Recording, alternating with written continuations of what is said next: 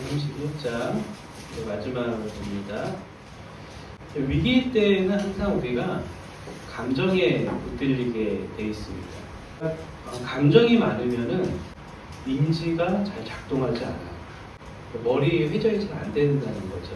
그래서 감정에 막 쌓여 있을 때 산책을 한번 해봐라, 운동을 해봐라 하는 거는 감정을 좀 누그러뜨리고 인지가 작동하게 하기 위해서죠. 공부할 때 제일 안 좋은 게 감정에 휩싸이는 거예요. 모든 교육학자, 심리학자들이 공통적으로 얘기하는 게 행복한 애들이 공부를 잘한다는 거예요.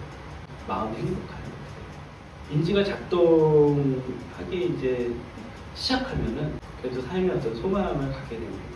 우리가 또 야망이 붙들려도 이 인지가 제대로 작동 안 할 수도 있어요. 우리가 탐욕이나 강한 것, 강하게 나를 붙드는 거 있잖아요. 욕망, 아니면 탐심, 이런 것도 되게 감정적이거든요. 생각은 정의롭게 살아야지, 정직하게 살아야지 알고 있지만 그런 탐욕에 강하게 붙들리다 보면은, 감정에 붙들리다 보면 불의를 저지르죠. 조금만 더 하면, 이번만 눈 감으면 하면서 이제 그렇게 되는 거죠. 그래서 이제 감정을 좀 누그러뜨리고 생각을 할 수 있도록 좀 심리적인 마음의 공간을 이렇게 열어주는 게 이제 중요합니다. 그래서 하나님 앞에 내가 어떻게 살겠다 하는 거를 하나님을 만난 어떤 사람들은 하나님 앞에 서원을 할 수밖에 없어요. 너무나 크신 존재 앞에 그 경험을 했기 때문에 그 감격의 어떤 반응인 거죠. 이 서원이라는 게.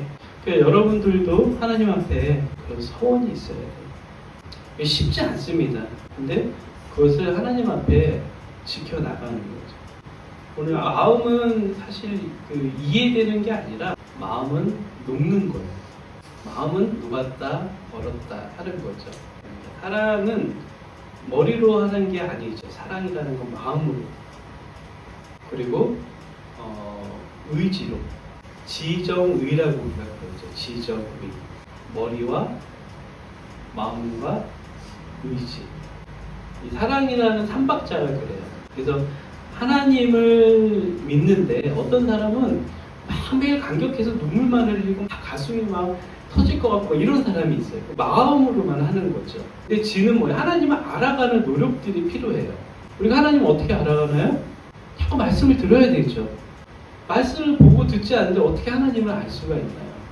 하나님을 알 수 있는 통로가 되는 거죠. 그러니까 우리는 좀 마음에 너무 초점을 맞추는 것 같아요. 그 마음뿐만이 아니라 하나님을 알아가는 어떤 지적인 노력들이 굉장히 필요합니다. 그리고 의는 뭔가요? 뜻, 의지, 희생. 의지라는 건 뭔가 희생이잖아요. 희생. 사랑은 희생이에요.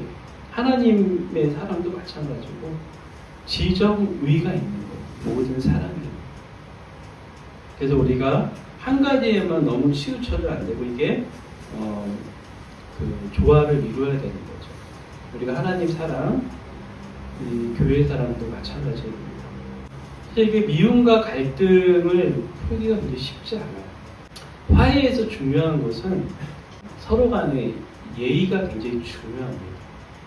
타자를 이해하는 거 굉장히 어렵습니다.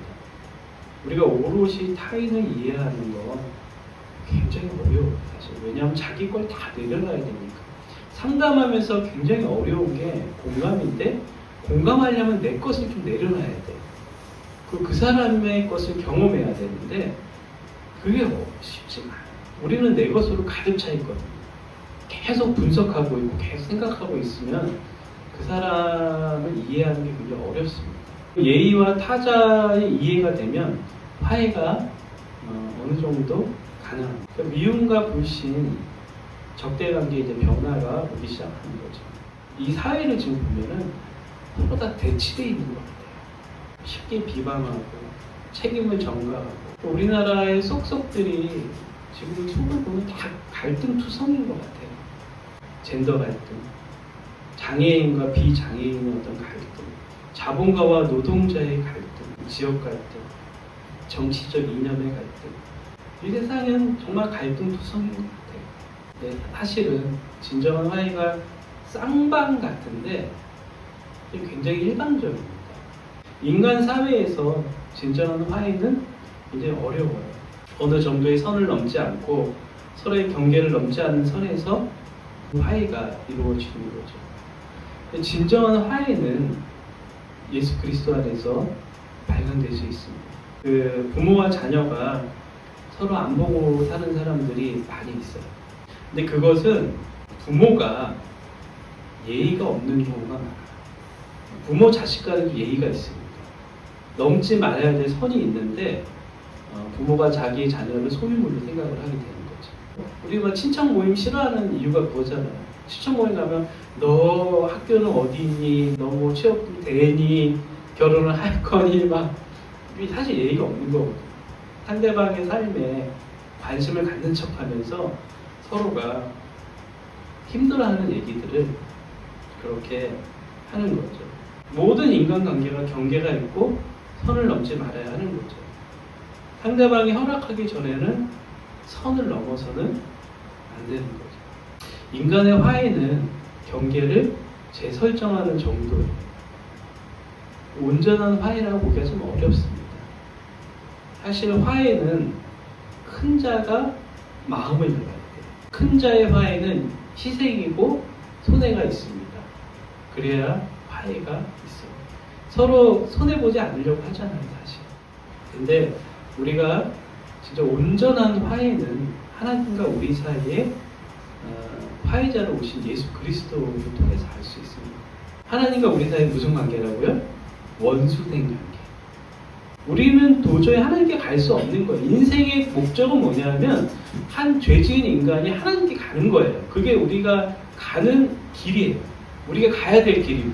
근데 우리 죄로 인해서 하나님과 우리 사이가 원수되고 그 길이 막혔어요. 그래서 원수된 우리는 죄로 인해서 죽을 수밖에 없는 인간이 된 거예요. 한 번 사는 것이 인간에게 정해진 것이고 그 후에는 심판이 있다고 얘기하고 있어요. 그 죄의 대가로 우리는 심판을 받아야만 되는 거예요. 하나님께 갈 수 있는 존재가 아니에요.